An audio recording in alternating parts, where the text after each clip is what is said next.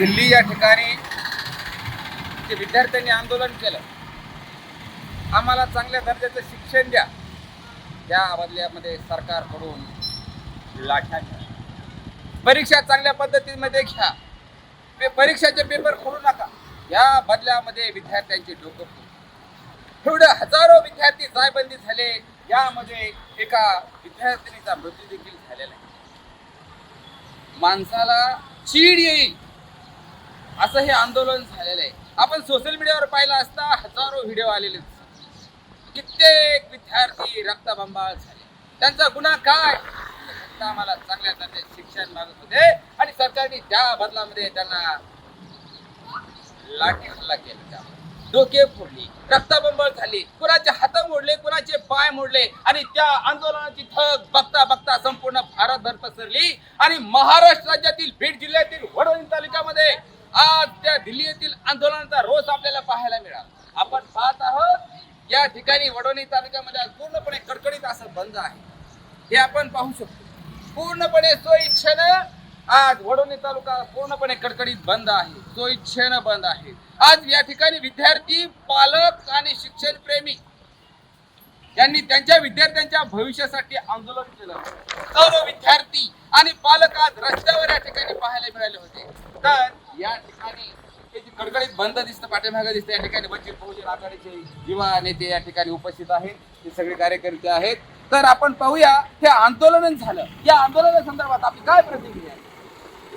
दिल्ली येथील जंतर मंतर या ठिकाणी जे काही विद्यार्थ्यांचं शांततेत आंदोलन चालू होतं, त्यांची मागणी ठाम होती.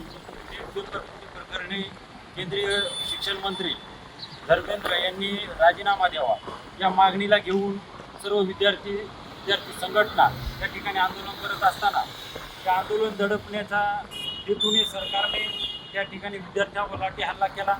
त्या हल्ल्यामध्ये अनेक विद्यार्थी जखमी झाले, अनेकांचे हातपाय मोडण्यापर्यंत त्या ठिकाणी त्या सरकारने हल्ला केलेला आहे. तर हे जे आंदोलन आहे ते लोकशाही पद्धतीनं चालू असताना हे आंदोलन दडपण्यात आलं, म्हणजे कुठेतरी हुकुमशाही येतं असं वाटतंय का आपल्याला? हो, कारण लोकशाही संविधानामध्ये आंदोलन करण्याचा अधिकार हा इथल्या प्रत्येक व्यक्तीला आहे आणि त्यांनी लोकशाही मार्गाने आंदोलन चालू असताना देखील सरकारनं त्या ठिकाणी लाठीचार्ज केला आणि त्यामध्ये अनेक विद्यार्थी जखमी झाले. त्याच्या निषेधार्थ वंचित बहुजन आघाडीचे राष्ट्रीय अध्यक्ष प्रकाश आंबेडकर यांनी काल महाराष्ट्र बंदची हाक दिली आणि त्या निमित्तानं आज वडवणी तालुक्यामध्ये देखील संपूर्ण तालुका कडकडीत बंद ठेवून त्या सरकारचा निषेध या ठिकाणी व्यक्त केलेला आहे.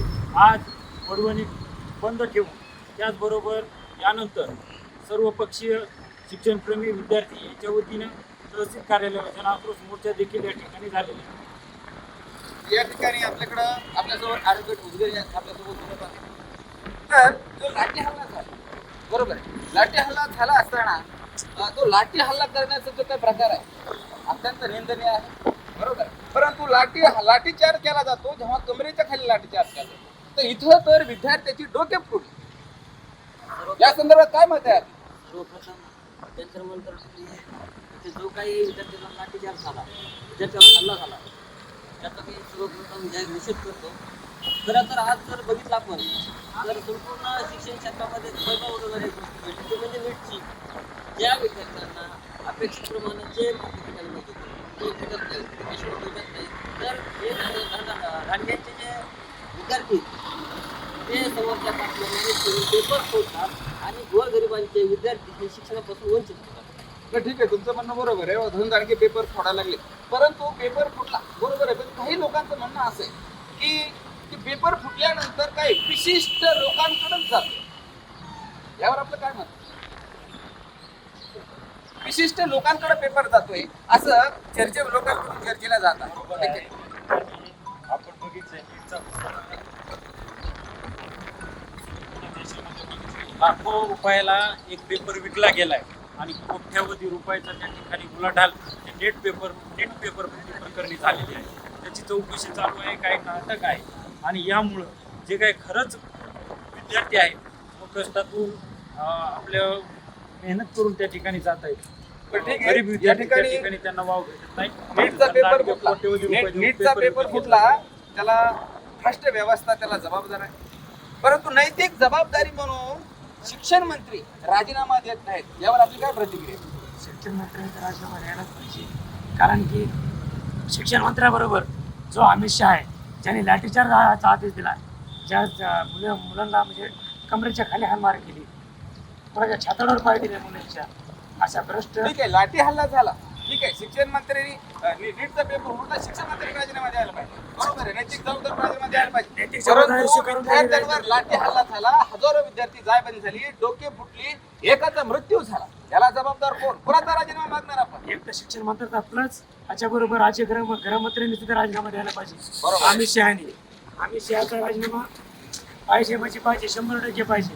कारण की लाठीचार्जचा आदेश फक्त गृहमंत्री देऊ शकतो आणि त्याची व्यवस्था आहे, तिथले पोलीस अधिकारी त्यांनी पण राजीनामा राजीनामा द्यायला पाहिजे. बरोबर आहे. बघा या ठिकाणी आपण पाहत आहोत, शिक्षण मंत्री तर राजीनामा द्यायलाच पाहिजे, परंतु लाठीचार्ज झाला, या ठिकाणी एका आमच्या विद्यार्थिनीचा मृत्यू झाला, हजारो विद्यार्थी जायबंदी झाले, हात मोडले, पाय मोडले, रक्तबंबाळ झाले, याला जबाबदार म्हणून केंद्रीय गृहमंत्र्यांनी सुद्धा राजीनामा द्यायला पाहिजे, अशी मागणी या ठिकाणी केलेली आहे. आताच आपल्यासोबत या ठिकाणी वंचित बहुजन आघाडीचे वगैरे सगळ्या ठिकाणी आलेले.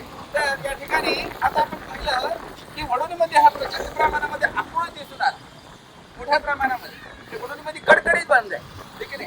तर या संदर्भात आपलं काय मत? केंद्रातील सरकार हा शेतकऱ्यावर असेल, विद्यार्थ्यावर असेल तो अन्याय करीत आहे.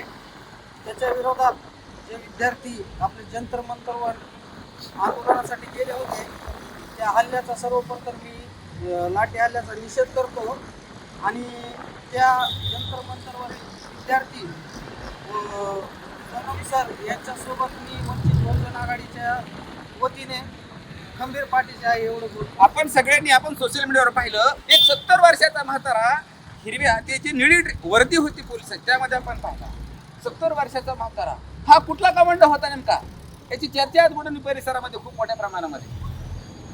तो खरोखरच कमांडो होता का? या संदर्भात काय म्हणाल आपण? त्यांचे देशासाठी योगदान हे पूर्ण जसं आता ते बाहेर येत आहे तसं तसं लोकांना कळत आहे. त्यांना सर्वोच्च पुरस्कार मिळालेला विदेशाचा, परंतु इथलं निर्गठ्ठ सरकार त्यांच्यावर आणि विद्यार्थ्यावर जो अन्याय करत आहे आणि विद्यार्थ्याचा गोरगरिबांचा आवाज दाबण्याचा प्रयत्न करत आहे, त्याचा निषेध मी करतो. म्हणजे सरकारकडून कुठेतरी विद्यार्थ्यांची गळचेपी केली जाते, विद्यार्थ्यांचीच गळचेपी नव्हे तर लोकशाहीचा गळा फुटण्याचं काम सरकारकडून केल्याच्या प्रतिक्रिया या ठिकाणी वंचित बहुजन आघाडीचे जे नेते आहेत वडोली तालुक्याचे त्यांनी या ठिकाणी व्यक्त केलेल्या आहेत.